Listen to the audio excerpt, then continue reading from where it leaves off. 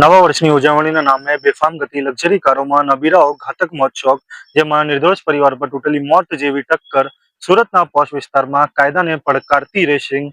વૈષ્ણવજન તો તેને કહીએ જે પીડ પરાઈ જાનાને રે.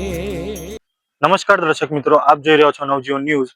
હું છું સાર્થક પટેલ ને નવા વર્ષની ઉજવણીનો ઉત્સાહ વચ્ચે સુરતના પોશ ગણાતા વીઆઈપી રોડ પર બે નબીરાઓનું જોખમી રેસિંગ નિર્દોષ લોકોનું જીવ જોખમમાં મૂકી દીધું હતું. જેમાં મોંઘી લક્ઝરી કારોમાં ઝડપે રેસ લગાવતા આ નબીરાઓ એક ભયાનક અકસ્માત સર્જ્યો હતો. ને ઘટનાની વાત કરીએ તો 1 જાન્યુઆરી 2026ની રાત્રે મહિન્દ્રા ઇલેક્ટ્રિક BE6 કાર ચાલક કાપડ વેપારી મંથન પટેલ અને બીજી BMW કાર ચાલક ઝલક નામનો યુવા જે છે તે 150 કિલોમીટર પ્રતિની સ્પીડથી ઝડપથી રેસ લગાવી રહ્યો હતો. અને આ દરમિયાન બંને લક્ઝરી કારોનો રસ્તા પરથી પસાર થઈ રહી હતી ત્યારે સ્વિફ્ટ કારની પાછળથી જોરદાર ટક્કર મારી હતી. ને આ અકસ્માતમાં સ્વિફ્ટ કારમાં રહેલી એસાબેન જૈન, જેમને પીઠની ભાગમાં ગંભીર ઈજા પહોંચી છે. તેઓ પતિ અને બાળકો જોડે ઘરે જઈ રહ્યા હતા. ઈજાગ્રસ્ત મહિલા જે છે તેમને તાત્કાલિક ઘટના સ્થળથી એપલ હોસ્પિટલ ખસેડવામાં આવ્યા હતા અને જ્યાં હાલ તેઓની સારવાર ચાલુ છે. સૌથી ભયાનક ભાગ એ છે, ત્રણેય કારને સંપૂર્ણ રીતે ભારે નુકસાન થયું છે અને અકસ્માત બાદ આવેલી કારના અંદરનો વિડીયોમાં પ્લાસ્ટિકની ગ્લાસો, પાણીની બોટલો તેમજ વેફરના કેટલાઓ પેકેટ હોય કે પડીકા હોય તે નજરે પડી રહ્યા છે. એસીપી દ્વારા જાણવા મળેલ છે કે મહિન્દ્રા BE6 કારની અંદર એક દારૂની બોટલ પણ મળી આવી હતી અને ડ્રાઈવર જે છે તે પણ નશાની હાલતમાં હોવાનું જાણવા મળેલ છે. સમગ્ર મામલે વેસુ પોલીસે મહિન્દ્રા BE6 ચલાવનાર કાપડ વેપારી મંથન પટેલની ધરપકડ કરી છે, જ્યારે BMW કાર ચલાવનાર અન્ય નબીરાઓ સ્થળ પરથી ફરાર થઈ ગયા હતા.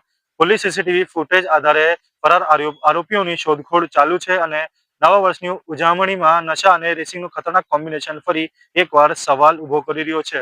શું નબીરાઓ માટે કાયદો અલગ છે અને નિર્દોષ લોકોના જીવની કિંમત શું આટલી સસ્તી છે? આવો સાંભળીએ એસીપી મલ્હોત્રાએ શું કીધું. ગઈકાલે રાત્રિના આશરે 1 વાગે વેસુ પોલીસ સ્ટેશનના વીઆઈપી રોડ ફાયર સ્ટેશન પાસે એક અકસ્માત થયેલો સ્વિફ્ટ ડિઝાયરનો, જેમાં રિતેશ પદમચંદ જૈન, જેઓ અરિયન પાર્ક પર્વત પાટિયા ખાતે રહે છે, તેઓ તેમના મિત્રના ઘરે ફેમિલી સાથે એમની સ્વિફ્ટ ડિઝાયર ગાડી લઈને ગયેલા અને રાત્રે 1 વાગે આશરે પરત આવતા હતા ત્યારે વીઆઈપી રોડ ફાયર સ્ટેશન 3 રસ્તા પાસે એમની ગાડીને પાછળથી 2 ગાડીઓએ એક્સિડન્ટ કરેલો. જેમાં એક ગાડી હતી એ મહિન્દ્રા કંપનીની ઇલેક્ટ્રિક કાર, જેનો રજિસ્ટ્રેશન નંબર હતો GJ05JT 6667, અને બીજી એક BMW કાર હતી જેનો રજિસ્ટ્રેશન નંબર હતો GJ05JT 1718.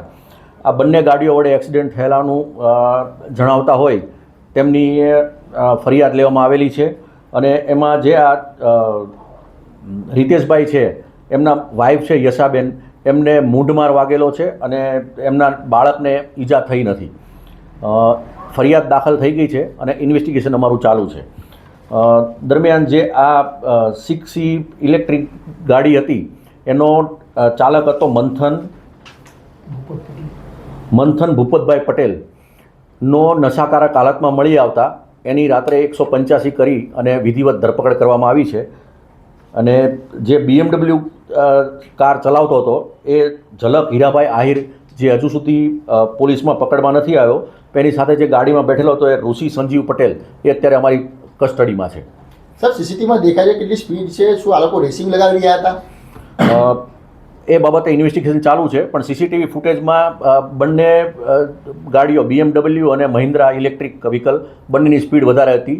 ડિઝાયર હતી એ એકદમ નોર્મલ વેમાં જતી હતી. સર, આ બધો પરિચિત છે BMW અને BE6ના કારના? હા, બંને વરાછા બાજુના છે અને બંને એકબીજાને પરિચિત છે. સર, કશે દારૂ પીને આવ્યા હતા? ક્યાં દારૂ પીધો હતો એ લોકો, કે પાર્ટી હતી, શું હતું? એ બાબતે ઇન્વેસ્ટિગેશન ચાલુ છે. સર, આરોપીઓ ક્યાં ગયા હતા, ક્યાંથી આવી રહ્યા હતા? એ ડુમસ બાજુ ગયેલા હતા અને ત્યાંથી પરત આવતા હતા. સર, બંને ગાડીમાં કેટલા લોકો હતા અત્યારે પ્રાથમિક જાણ?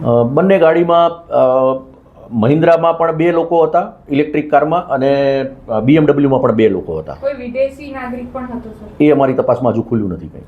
સાહેબ આ લોકો દારૂ ક્યાંથી લાવે, દારૂની બોટલ કંઈ જપ્ત કરવામાં આવી છે ખરી? એક દારૂની બોટલ મળી આવી છે, જે 6 ઇલેક્ટ્રિક કાર છે એમાંથી મળી આવી છે અને એ બાબતે તપાસ ચાલુ છે. સાહેબ કંઈ પ્રાથમિક તપાસમાં જાણવા હોય કે દારૂની બોટલ કેવો અમેરિકાથી લાવ્યા તેવું વિદેશી નાગરિક પાસે? એ તપાસ ચાલુ છે. સર બંને આરોપીનો પ્રોફાઇલ શું છે? જે મંથન છે, ઝલક છે, બંને શું કરે છે? બેન, મને નથી ખબર હજુ. ઓકે.